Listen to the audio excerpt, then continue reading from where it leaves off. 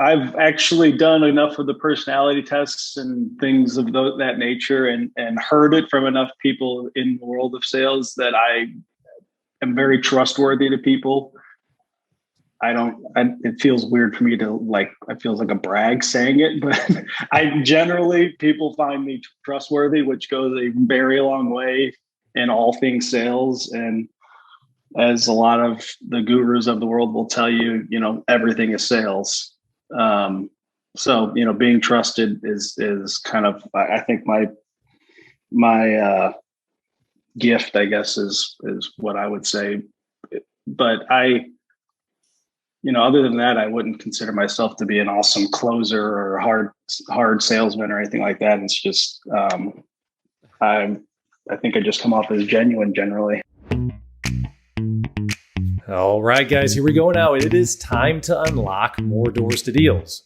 We're real estate investors here. We're real estate agents here, and we all have one thing in common. We believe that we can. We can live the life of our purpose. We can create financial freedom. We can build a better life for those that we love, and we can live the life of our dreams. I don't care if you're trying to do your first deal or your 500th this year. You can get to the next level, and we're here to help. Welcome to Doors to Deals. I'm your host and founder, Jim Manning. Today's episode can be found on doorstodeals.com/062. Thanks for tuning in today, guys. I have a good one for you today. One of our team members, an investor agent by the name of Andrew Schoenberg, was gracious enough to hop on a call with me, and so I could kind of dive deep into his story, dive deep into his business. And Andrew is a wealth of knowledge. He's working a full-time job and doing real estate investing full-time.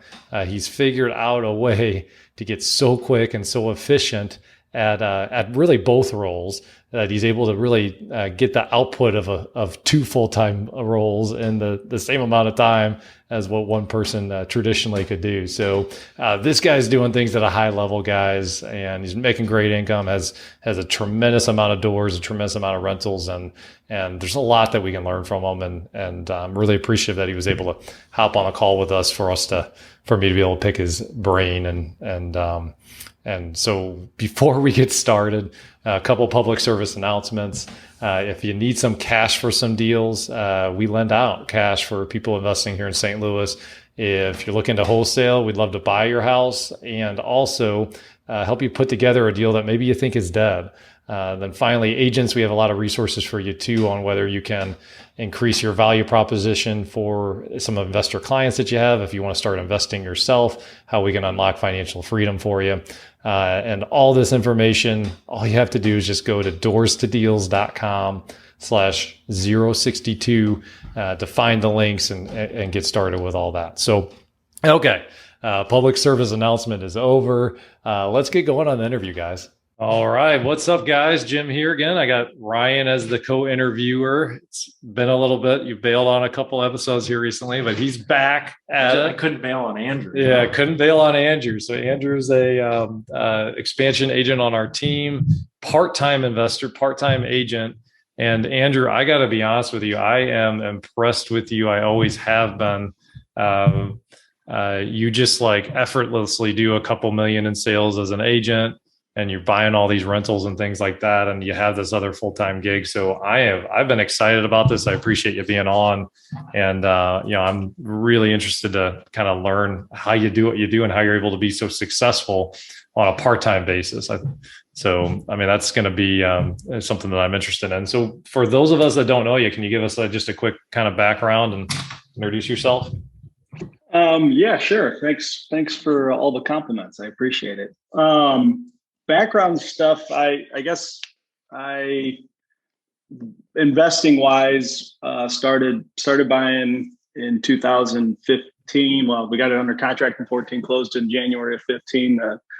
Just a duplex that I purchased with a partner of mine that I still have to this day, that I own. The vast majority of our rentals are together. It's a best friend since we were 5 years old, grew up across the street from each other. And our first place was a duplex that we got on an FHA loan, and lived in one side, rented the other out. Then moved in with our girlfriends thereafter, and kind of kept buying from there. and various different. It's not all been done one way. It's been, everything from duplexes, single families. We've got a 24 unit property, and kind of just been bouncing around and not been real rigid on how we do pretty much anything. Cause he and I both, have always had W-2 jobs as we're doing all this, and kind of carrying on as fast as we can without overloading ourselves. So how many doors do you have right now? So with that partner, we've got 35 doors now. And then my wife and I kind of built a small little portfolio for ourselves, of just another 5 doors. Well, actually going to be 6 here in 2 weeks. We're closing on another one. And we've just done that as my partner and I on the 35 units, we've never taken any money from the properties because we've always have had other incomes. So that's a big reason why we've been able to scale it, in our spare time. Essentially, is we've always reinvested everything. And that kind of was getting old to me. So that's kind of why my wife and I decided to build our own little portfolio to cover our own mortgage and bills and kind of get financially free in that aspect.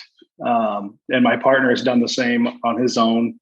As just kind of a handful that he buys up and that he's bought and holding to try and begin to live off of, but without tapping into our original package, I guess. So speaking of your wife, Laura just quit her job as a teacher, and I guess she's going to start next week on the old 3 Doors team, huh? So that's kind of exciting. Yeah, very exciting. It went pretty quick for her.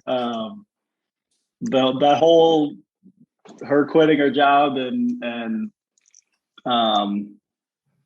getting already getting a gigs lined up with you guys all basically. I mean, we literally discussed it. Our fifth wedding anniversary was July 30th. So almost a month to the day. And that we were having dinner, and after 2 Manhattans, she's like, I really want to quit my job. And I'm like, okay. So I gave up pretty quick on it. It's something she's talked about for a long time, and kind of frustrated with the teaching world in general. And it's become even more challenging with all things COVID. I think it was just enough for her to say, I'm ready to move on basically. So she's, luckily, fortunately, our rentals have made it possible really, otherwise it would not really be a sustainable or, an unsustainable decision really. She would be in a much bigger rush to get a job. It's kind of happened as quick as you would hope, but it's not something she had to do, I guess is what I'm trying to say, which is really convenient. She can pick a position she truly wants to be in, not one she has to be in, and doesn't have to work full time if she doesn't want to. And we can kind of stay focused on the family life and all that. Real quick, was that because of the 5 doors and soon to be 6? Or is that also because of no, those have, fortunately when we started buying our own, I had, when I first was buying with my partner, that was from scratch. We didn't know what we were doing, and I had no real network, and, didn't really know what a great deal looked like. They all incidentally have ended up being great deals because we've had an awesome market for the last 5-6 years.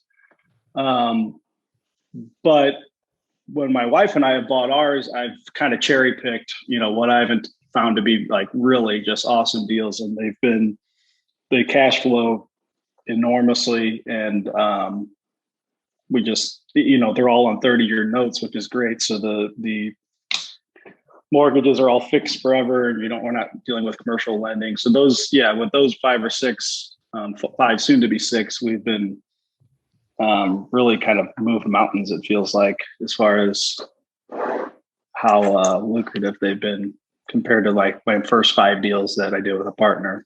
So you mentioned though in that you weren't super rigid with regards to what you bought with your partner. It sounds like you've been more rigid with these 5, now 6 with your wife. And If so, what are you looking for cash flow wise for a property as you cherry pick them and look at them? I really want $500 a door in cash flow. I mean, to me, that's the minimum for the effort. And I'm buying places that, need a lot of work generally, but I don't think it's possible to make $500 a door on, at least not in the areas that I buy in. I don't think it's you can make $500 a door on something that's already fixed up. Generally, people are willing to overpay for it. I want to buy something that's in horrible shape and no one wants it, and the seller wants to get out, and I want to fix it up. And what areas are you buying in? Right now, what's your buy box? Generally South City and Afton. 63139, 123, and 109. And I've starting to point in Jefferson County direction, wanting to stay like in the Fenton part of Jeffco, like 63026, but not on the county side. Their taxes are way cheaper. Their building, just their inspection processes, their occupancy inspections, all that stuff is just way more landlord friendly, in my opinion. And so for those of you that don't know, like South City or Afton, I would kind of probably classify them like mid C's to like B minus type of neighborhoods, on like an A being like top of the line, B being like more expensive, and then kind of like maybe like a D or like a D minus, like kind of more like a war zone type of area. So you're staying above like kind of like the rougher parts on town. Okay. Yeah, definitely. I and my partner have always, we've been not rigid at all, but one thing that we've taken advice from another investor who at one point had like 80 or 90 doors, all free and clear. And he's an older guy, but he always told us not to buy. He was always good about never buying somewhere he wouldn't live himself. And we've taken on that same advice, that we really won't buy it if we won't live there, or at least the area. The house is always, usually in pretty rough shape. But I'd actually like to challenge your mindset real quick on one thing. You said you're not rigid. I don't know if you have to be crazy rigid per se, but you just talked about one specific thing that you have focused on throughout. So I don't want anyone who's listening to think that, hey, I have to have a buy box that has 15 different criteria. I would argue you have actually been rigid, because you at least have one thing that you focused on throughout your entire career. Yeah. So to add to what Ryan's just saying, how many flips have you done over the last 6 years? We really haven't flipped with that specific partner. So there's another partnership that I haven't really gotten into yet, we've done specifically just flips together. This partner I've only ever done buy and hold with, and then we've done probably 6 or 7 rehabs at this point since last summer, and all of those we haven't bought them necessarily to definitely be flips. But if it looks like it'll sell for what we hoped, or it looks like we didn't spend too much money, we'll go ahead and list them. But otherwise, we always bought.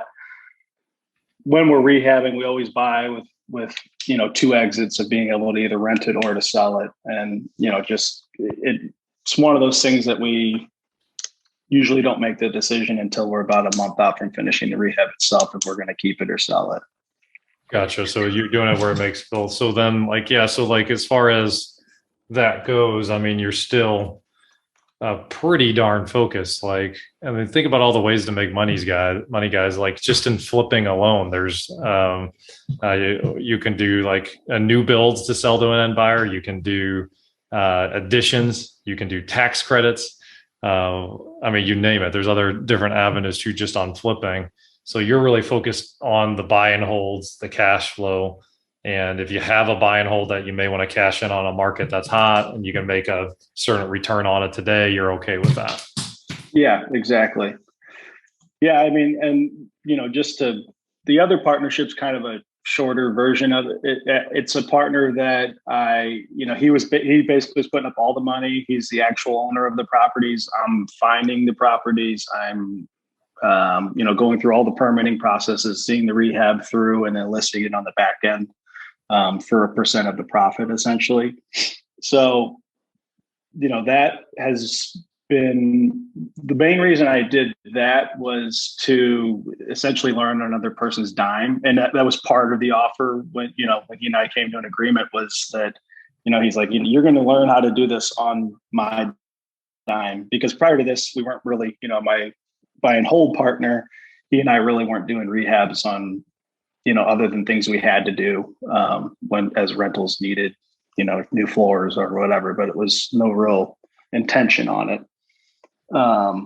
So that's been really nice, which is why in the last year or so, I have been able to, with my own ownership, go in and actually go in and rehab and have a better idea of how the process works than I did previous. Gotcha. So as far as like structuring the day, doing this like part-time, like how are you pulling off all this deal flow when you're, you don't have like a full-time effort? Like what are some of the reasons why you're successful there?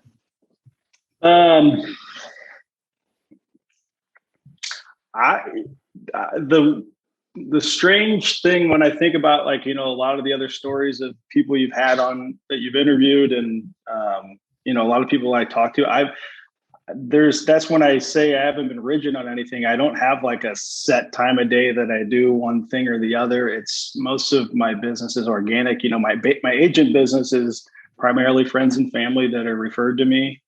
And they're people who are investors as well. So they can lean on some of my expertise and experiences to, make their decisions. And as far as rentals go, I'm always looking at rentals. I have, all the lists that get sent out to my potential buyers for the agent side. I'm always looking at their lists. I have my own list set up that I'm constantly combing through. And the rental side of things, I would say I spend 5 hours a week on. And agent side is probably the same, especially since I've started using a TA for agent stuff. As an agent, it used to drive me absolutely nuts. I almost didn't want to do it anymore. And then I realized that transaction coordinators even existed. So that's a huge help. And the rehab stuff is probably the most time consuming, I would say. That's probably 10 hours a week that I spend on rehab stuff, but we're only doing 1 or 2 at a time. So, it might be, the big thing with rehab stuff is I have a contractor that I really trust. And with the agent stuff, I have a transaction coordinator that's excellent. Dee, you guys might know her, Dee McMillian, shout out to her. Yeah. The rental stuff, we just handed over the bulk of our rental portfolio over to a property manager, which is Adam Dragy's company. So we have been leveraging out our time, I guess, is my long form answer of what you're asking is, I've began to realize what I like to do, and I'm trying to focus more of my time on what I like to do rather than all those other things that people are way better at than me, to be frank. If you asked Adam, who took over our 24 units in Fenton, he was really worried when he took over because our books were so ugly. The online, we were using Buildium to pay rent and everything. And he got on there. He's like, these people haven't paid in months. And I'm like, no, they have. We just haven't recorded it. And, it's just like a perfect example of why he was hired because we were just starting to lose it. It was beginning to become mismanaged and needed to be handed off to someone who could really spend the time. So it's really interesting. You're talking about all of this. So you leverage other people's time. And Jim was talking yesterday at our sales meeting about how the who is more important than the what. So elaborate a little bit on that as it means to you. So meaning, you need to be an expert in what, and then you can give who other tasks like you just did. So what do you need to be an expert in? I really just knowing the deals is, making sure that you're not getting over budget and knowing who to plug into the next part of the process. If you're talking about, the purchase of the property, okay, I'm generally handling the majority of that. And then, the TA is helping, see that closing through. And then as soon as that's done, I've got a contractor that I really trust to hand over the rehab to. And then, eventually placing that tenant when you're ready for, the property manager to take over. So, my biggest part is just the coordinator of all those things, essentially. And those people all cost money. I mean, you give up a huge chunk of your profit doing it, but it's not sustainable on any meaningful scale, in my opinion. And I don't think we're doing anything huge. I mean, there's plenty of people that have 10 times as much as we have under management. And I just I like to keep moving. And like I said, I like the coordinating part. I've pretty much got things to where I'm doing almost only what I want to do rather than things I have to do. And then Jim asked you a little bit about the work balance between your part-time real estate gig and your full-time work. Is there anything you can expand on that? Anything that has challenged you over the course of what you had challenged before to where you're at now? With my day job, we'll call it, it's not as demanding. It would be disingenuous for me to pretend like it's a full 40, 50 hour a week W-2 job. It's not. I'm in a fortunate position that, I have a lot of spare time. All of these things I get to create my own schedule with. And I've been doing all of it long enough that I'm really efficient at what I do on the day job stuff and with all the rental things. So that stuff, I don't know if I have any silver bullet to offer as advice to anybody. It's really just a fortunate position for myself that I have the experience and all the things enough to where nothing really costs me too much time, I guess. So you've taken the time to do enough reps to where you've gotten efficient at it. Okay. Yeah. I mean, let's not be modest here. I mean, there's skill there, right? What he just said. You're efficient. That's a skill set, efficiency.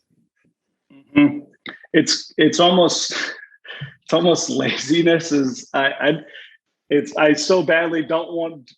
I don't know if laziness probably isn't the word, but I so badly don't want to do what I don't want to do that I, have tried to make things as efficient as possible, so that I don't spend all my time doing things that I despise and that, make me crazy or whatever.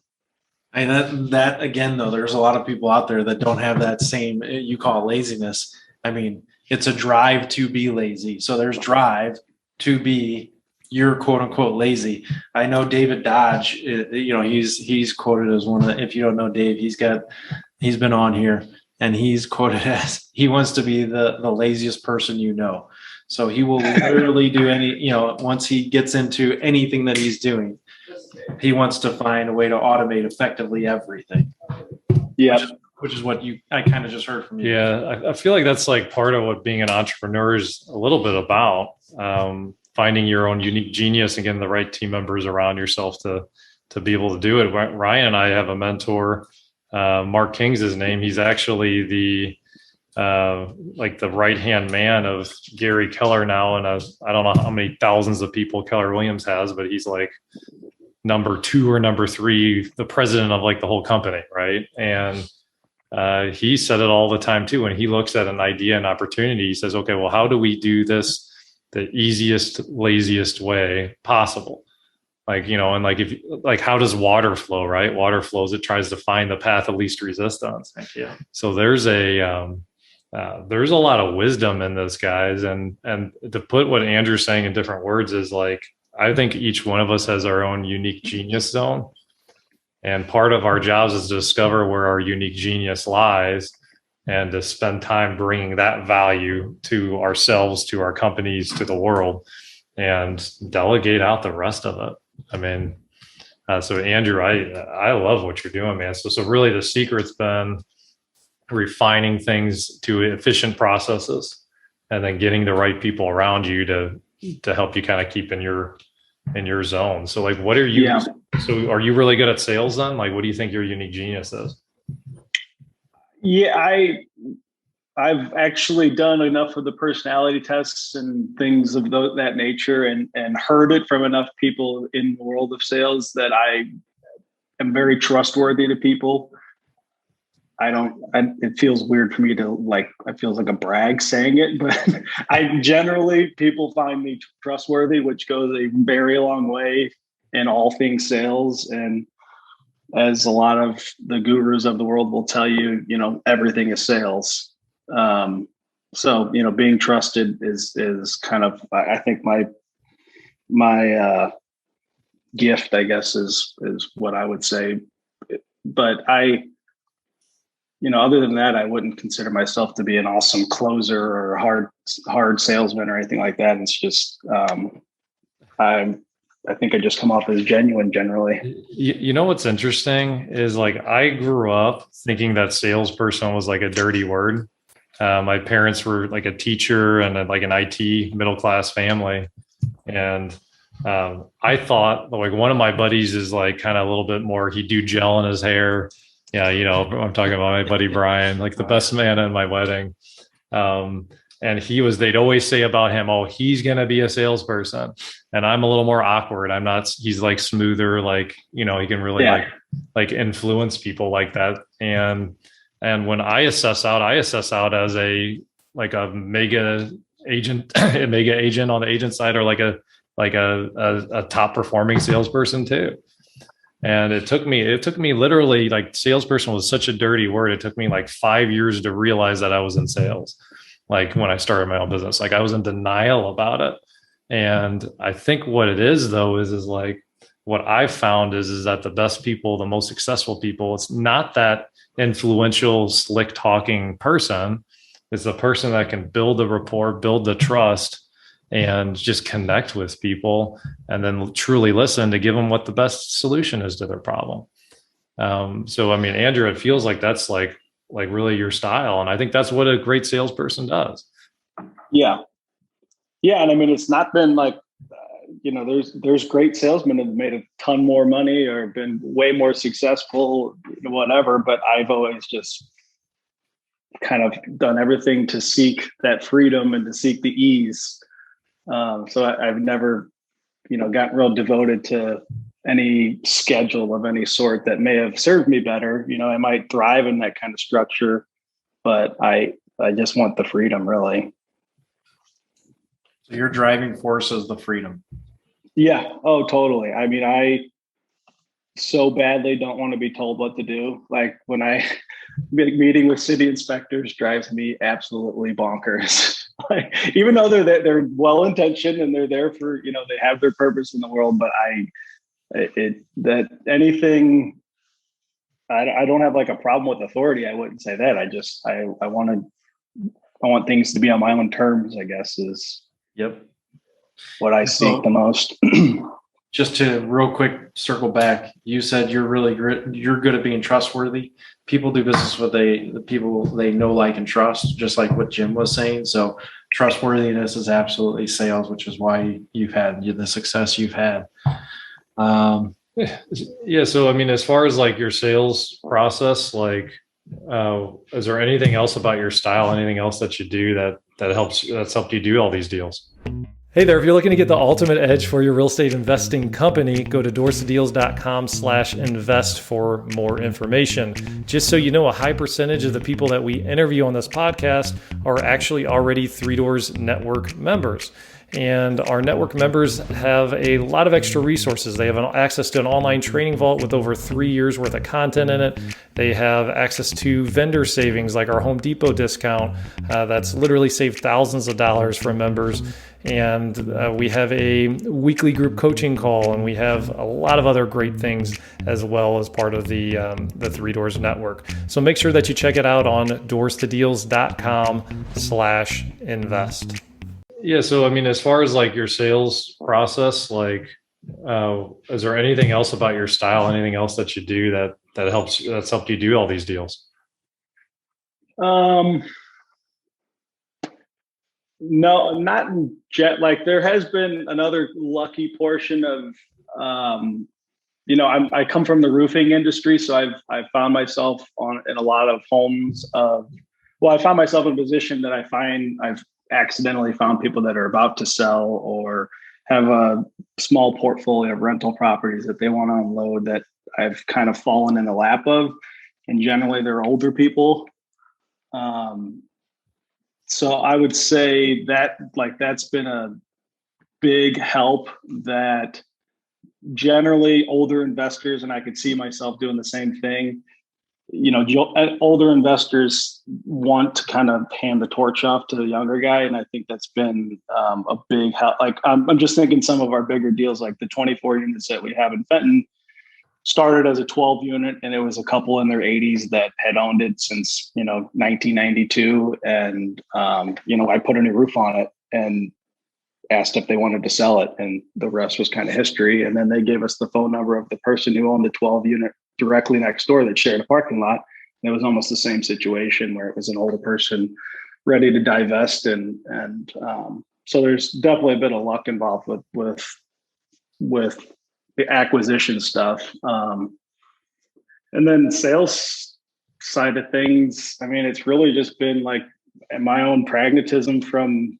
having done my own deals that I can kind of shed some light on things that people don't understand. Hold on, Andrew. Like, I'm not going to let you get away with this. I love how humble you are, but dude, I got to call you out on this. Like, that deal was not lucky. Okay. It was pretty lucky. Well, here's the deal though. Like you are actively looking for deals, and you've opened your mind to it. You're at a property where you're doing a roof. That's kind of like your full-time gig. And you ask the questions that were needed to be asked to like go down that rabbit hole. Right. Like that's a skill to be able to do that. And that's an awareness to recognize opportunities.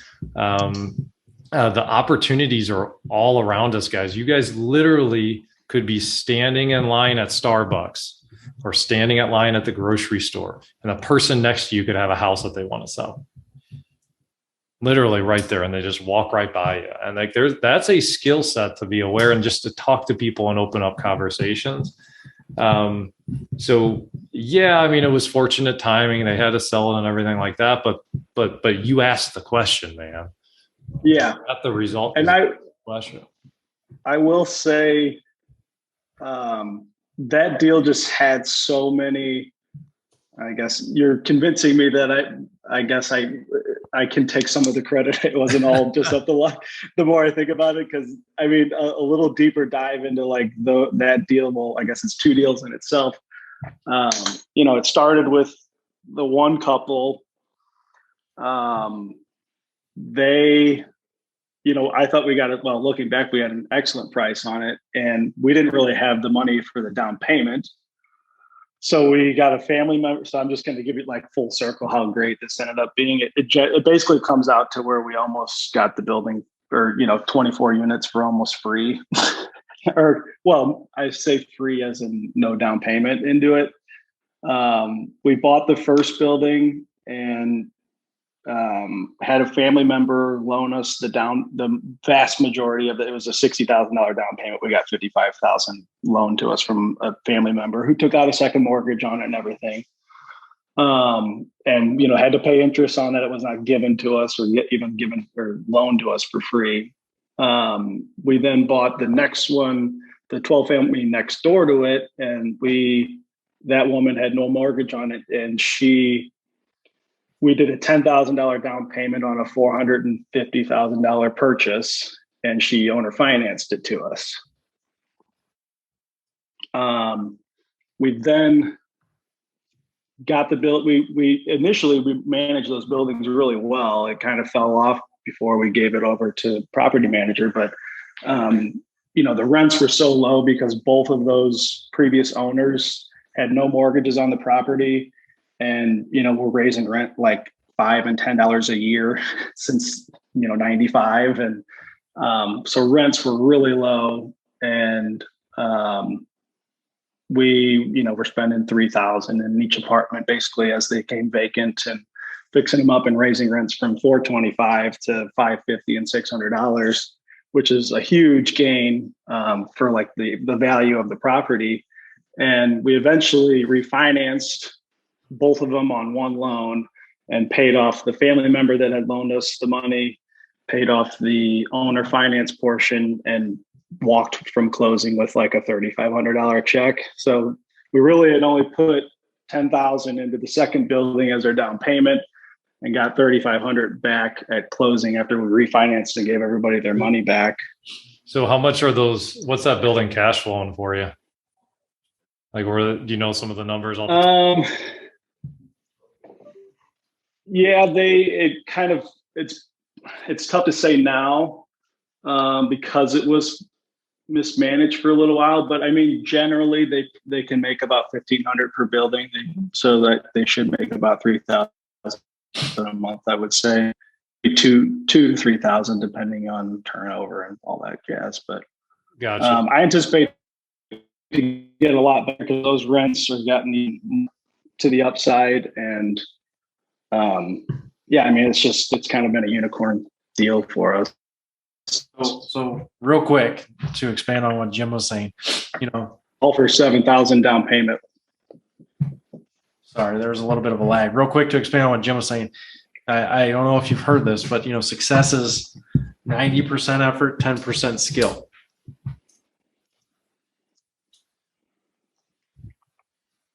Do we have a lag here? Yeah. So a lot of effort put into those initially. I mean, all those rehabs we were doing ourselves. In addition, rehabs and sorry, we got lag. Sorry. I also want to say one thing. Yeah. You said during the course of this talk or conversation today, you said you weren't rigid. You said you wanted to be lazy, and you said you were lucky. So 3 times you've been somewhat what I would call degrading to yourself or not giving yourself kudos. So I want you to just challenge your own mindset on this, because each one of those I could point to we've actually hit on all 3 of them as positives, not negatives. So the words you use, the words you tell yourself, everybody who's listening, are extremely important. So please don't tell yourself you're not rigid. Don't tell yourself you're being lazy or it's just plain luck, because all 3 of those things have negative connotations to them. Yeah.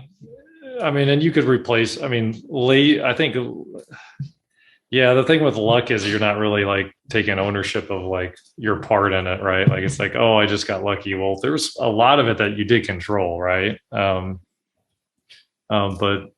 yeah, I agree with Ryan, like, on it. Like, it's okay. It's okay to be like to celebrate wins. It's okay to pat yourself on the back sometimes. I mean, I read this book where they talked about like what the ultra performers do. The ultra performers figure out a way to be completely 100% joyful and content with themselves and where they're at, and at the same time hungry and motivated to get to the next level, so they can celebrate the wins and take that positive energy and kind of get to the next level without without having to like feel like I'm not enough, and that's something that I really personally struggle with a lot was will struggle with is the I'm not enough feeling. No matter what I do, no matter what accomplishment I do, it's not good enough some way, because it could have made an extra $500 if I would have just done this different or whatnot. So, So real quick, getting back to that deal, I just want to bring this topic up as well. We ask better questions, we get better results. So specifically, I know you said that you just asked them after you were doing the roof, but for someone who might be interested, how did you bring that conversation up with those owners? Hey, I'm doing your roof. Would you also be interested in selling? Yeah, that's basically how it went. It's been a while now, and I'm trying to think of. I know I was going to their personal home to either get contracts signed or pick up payments, and just asked if they were interested in selling the place. And there's just a timing thing again that they were like, yeah, we're actually thinking about doing it in the next year or so, and we even tried to get that one owner financed, but they ended up wanting to get the money all at once, essentially. But yeah, there was nothing. I mean, it went exactly how you would think. It was just a question. Had you ever done the owner at a convenient time? Had you ever done any owner financing prior to that second deal? Yes, we had done one duplex prior. A way smaller, it was a $40,000 deal versus the 450. But and that one, I guess, definitely had paved the way. Helped us realize the possibility of it, because at that point, that was the first owner finance deal we did, was like our third property or maybe our fourth property. And after having gone through FHA underwriting versus the underwriting of a guy, some guy basically, it was like, wow, we should owner finance everything. He just like made up a down payment and, put some terms on a note, and it was just so much easier. Right. And your FHA stack of paper is, Hey, Andrew, do you know why in my opinion, every single owner that owns properties free and clear should owner finance and not sell traditionally? Do you know why? Tax. I mean, I think it at least spreads your tax burden out, to the best of my understanding. That's exactly right. So this is a very important thing to talk to if you're direct to seller talking to the homeowner. It's capital gains. Okay. Mm-hmm. So if, let's say you buy a house for $100,000 and you sell it for $200,000, there's $100,000 potential capital gain that you would get hit when taxes are due up, right? Well, if you do the IRS actually doesn't call it owner financing. The IRS calls it an installment loan. Okay. If you have $100,000 capital gain on a property, but then you loan, but you don't actually receive that money, and you create and you have an installment loan on it, the only thing you get taxed on is the principal payment for capital gains.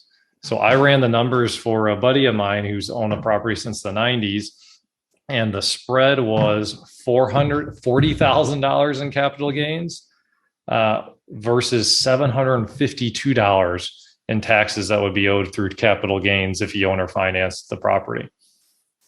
So, I mean, that is a massive, massive difference and a massive delay on capital gains. And did you guys follow me on all that? Like, was that too much? Or does that make sense? Well, yeah, sort of. I kind of agree. I get it, because we, even on that first deal where they didn't they ended up not owner financing to us. I mean, we had called their CPA and said, like, hey, what do we tell this guy as far as, how do we try and convince them that? And the CPA was like, they're stupid to take the money now. They should definitely owner finance it, unless they really need the money for something else, which they don't. He's like, it makes total sense for them to, spread that tax burden out like we talked about. And then the person who convinced them otherwise was there, and they were pretty much on board with it until they talked to their financial advisor, who wanted to take their $400,000 and earn his fees on growing it in the market. And he may have done really well, and maybe it worked out. It probably did, honestly, because that was 2017 or so. But their financial advisors ended up talking them out of doing owner financing. Said, no, get all the money now and I'll put it in the market and double it for you, or whatever he told them. But otherwise, we had them pretty well convinced on the tax argument. Gotcha. Yeah. So in capital gains, guys, if you just Google it, for your personal residence, it doesn't apply for on a sale. Uh, or like maybe there might be a threshold that it applies for if it's like it's like a 2 million, or I forget the rules on personal residence, but if you haven't lived anywhere, it's 2 or 3 out of the last 5 years, capital gains can be in play.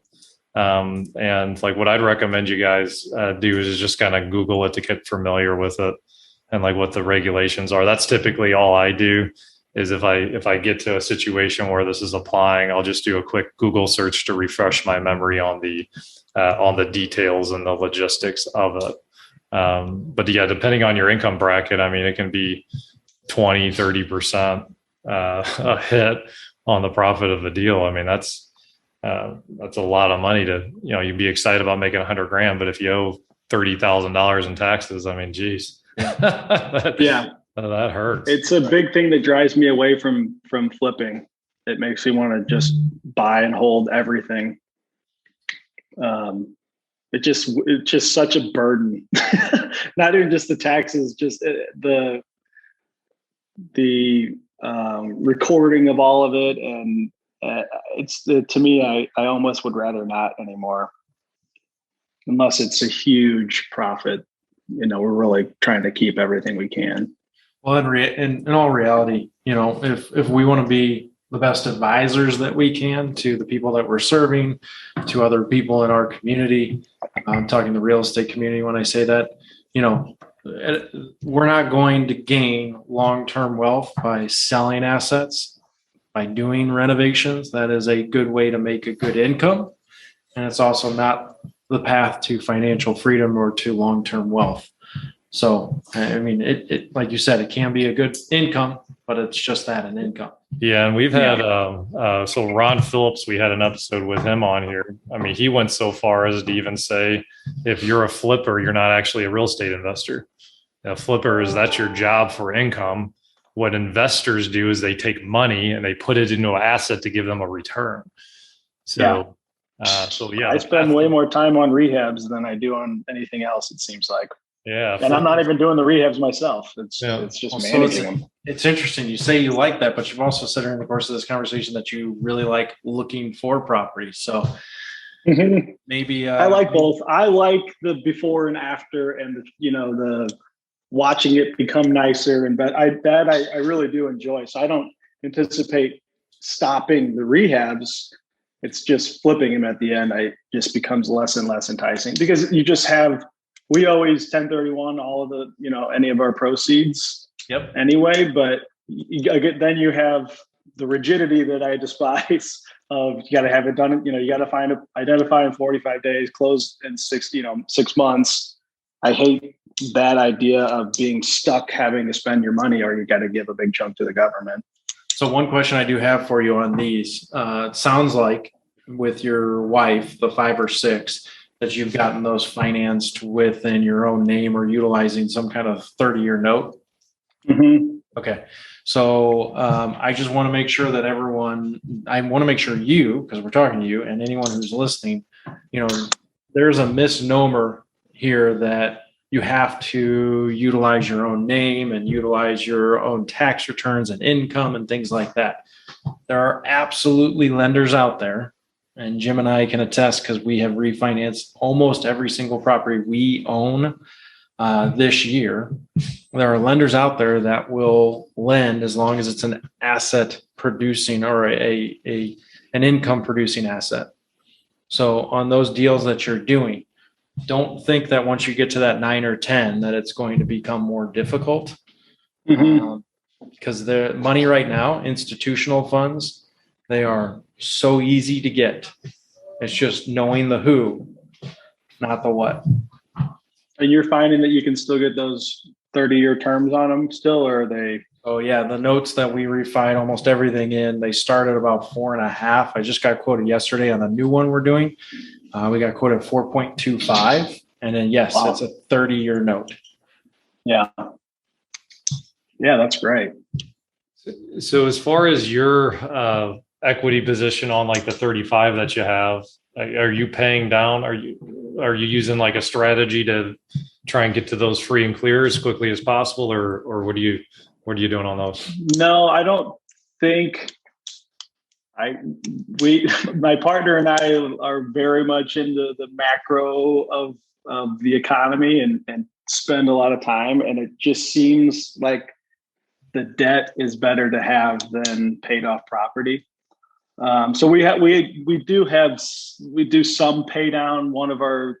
The one on our 24 units is we have a fixed, we pay an extra every month. They just draw an automatic amount that pays down a little. It's not a big amount, but that's the only one that we're trying to like pay down a little more aggressively. But there's not really a reason for that other than we just don't want to be over levered necessarily. But if we're going to keep printing money as a country, I don't see a reason to pay off your debt because it makes more sense to pay it off with inflated dollars down the road. And it seems like no politician can stop that. No, that faucet's been turned on. And it's gushing. Yeah. So then are you putting 20% down on most of these is kind of what you've done? No, a lot of burrs. Okay. Well, yes, I guess, but we're usually able to we'll generally get all of our cash back out, that being the rehab costs and our down payments back out. If not, at least the rehab costs we don't mind leaving money in deals, and we try not to, they say, well, we'll give you 90% out on it. We generally are like, no, we'll keep 25% equity in it or something. We're not over levered, I guess, is a big part of it, but generally we can keep recycling the same funds on our more recent deals. Well, I have two more questions for you, man. What's your favorite way to find deals?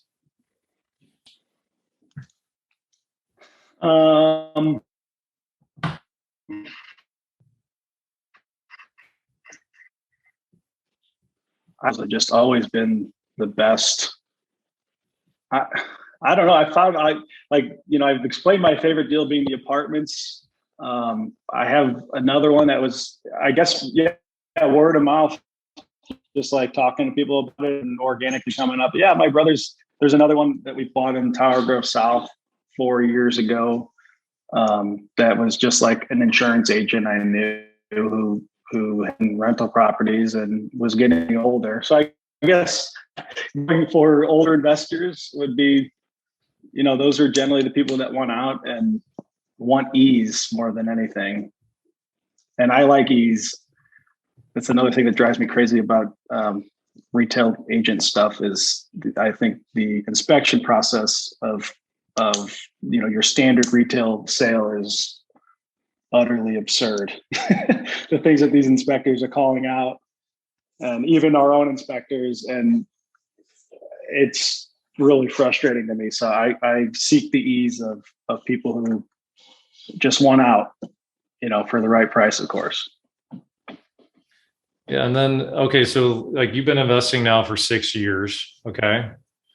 And if you could give yourself one piece of actionable advice, your six years ago self, that would help you be successful, what would be the most important thing you could tell yourself?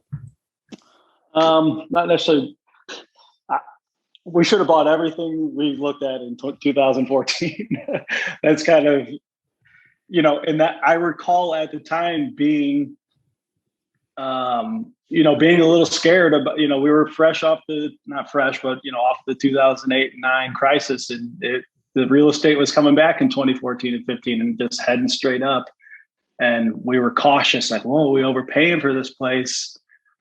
We should have bought everything we looked at. And those people that stayed on the sideline in 2014 and 15 are kicking themselves today. So I would have been more aggressive, I guess. Hindsight. So what's fascinating, man, is we were looking at the market right now, and we had Ed O'Daniel on here, and he talked about this too. So Ed bought a rental property back in 2007 at the worst possible time. And actually, no, it was supposed to be a flip. It wasn't even supposed to be a rental property. He was going to lose his what on the deal. And he just recently sold it about 12 years later, and he made over $40,000 on the deal. Yeah, I mean, I've been approached by hedge funds recently trying to buy our properties. This last week, I just met with somebody who claimed to have represented a hedge fund who's actively buying property in St. Louis. And generally, those aren't stupid people doing that. Yeah, they do have gobs of money, and maybe they don't have as much to lose. But I mean, I think that speaks volumes to what's to come. I'm not like ultra bold. Are we going to see another 20% year over year increase in St. Louis real estate? I'm not going to say that, but I don't think we're going to get this monster downturn that everyone's, licking their chops to sit on the sidelines and wait for. I don't think it's coming. There's too much money in the system, I think, to even let it drop 10%. Absolutely. And it's all, I guess it's like, to my point, it's all about the exit strategy. Like, I mean, if you're planning on holding on to something for 20 years, I don't care if you bought it in 2007 before the historic, by the way, this was a historic one. There's only been the Great Depression. So like there's been 2 historic recessions in the last 100 whatever years. Okay. And you could have still bought that before that crash happened. And if you had a 20-year exit, make out like a bandit. Yeah. So, I mean, so to me, like the time, like it's depending on the exit and how long you're playing this game. If you're really truly playing the long game, it's completely fine to buy in 2007 before historic crash, because you're gonna be okay because if you hold on to it long enough. Absolutely. Yeah. Jimmy, the main thing is having fixed terms on your loans. I mean, if you can get your terms way out, there's not much to fear as long as you're cash flowing. Absolutely. Jimmy asked if there's any general time thresholds when you buy a rental up and running within 6 months, as an example. Yeah, I mean, as soon as possible. We take on all different size projects. Less than 6 months generally. I try not to, for rehab stuff or for rental purposes, we try not to get into taking down walls. And, I usually we're shopping for something that needs like new cabinets and a bathroom redone. So, those are usually 2-month turnarounds, roughly 2-3 months generally. Yeah. And I'll elaborate on our end real quick. I mean, we're trying to expedite our process. I talked about real quick that lender that I mentioned to you during this conversation. We bought one. We're buying one today. We actually submitted the application to get refinanced today. So we're buying it. We're going to rehab. It's going to take about 4 weeks. We'll probably have it refied in 6, maybe 7 or 8. So yeah, the quicker you can get them done, the better. There are some lenders that don't have time restrictions. Some lenders have like a 90-day hold period that they want to see. So yeah, and the Fannie Freddie ones are 6 months, I think. Gotcha. Yeah, we don't utilize those loans, so that's good to know. Yeah, well, I'm gonna be asking you about yours. Yeah, because I would like to do it on the most recent one that we're closing on in 2 weeks, a little less than 2 weeks. I'm anticipating. I've never done a septic replacement before, but hopefully, if that doesn't go way longer than I think, it should be a 2-3 month turnaround. And so I might be asking you for that contact. Yeah, and Andrew, we're doing loans now for people doing BRRRRs too on the acquisition side as well. Mm-hmm. Okay. We could help you out there too. So yeah. All right. So Ryan, any other questions? No, it's been awesome. Andrew, heck yeah, it's been awesome. I really appreciate it, man. Thanks for coming on, and I know Ryan does as well. And close us out, Ryan. Yeah, no, I appreciate it. Thanks so much for your time. Any closing words for everybody out there, Andrew? Don't wait for your pension in 25 years. You can build it on your own. Don't wait for your Social Security in 20 years because it's not going to be there. Buy cash flowing real estate. Love it. Find the path to ease. That's what I'm also going to take from this conversation. Yeah. Exactly. Oh, so thanks for having me on. I'm You're changing the lazy word to I'm trying ease. to find the path to ease. Ease, yeah, I like ease He more. said it earlier. Find the path Okay. to ease. The Yeah. path to ease. I will say thank you guys, because I'm kind of a real estate podcast junkie, so I've listened to all of them on Under the Sun and never been interviewed by any of them. So I'm feeling very important today. Thank you. Right Awesome. on, buddy. Well, I you should be. appreciate you. Yeah. You should. I mean, you're an awesome case study. So it's great to hear from you. Thanks a lot. All right, guys, that's a wrap. A reminder, today's episode can be found on doorstodeals.com/062. And don't forget, guys, you don't have to do this on your own. You can plug into a resource like ours, or there's other great groups out there too. All you have to do is just go to doorstodeals.com/062 to find more information about us. And we have cash to help you do deals in St. Louis. We do wholesale deals where we can buy them, or we can help you put together deals you might think are dead even. And then also agents. My goodness, we have a tremendous amount of resources for you if you're an agent looking to invest, or even take your agent game to the next level. Make sure you go to doorstodeals.com/062 for more information. And let's get going. Happy to help you any way we can. So that's a wrap for today.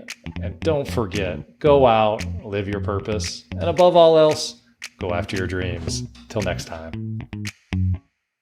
Thanks for tuning into this show. For more episodes and resources that will unlock doors to deals, check out our website, doorstodeals.com.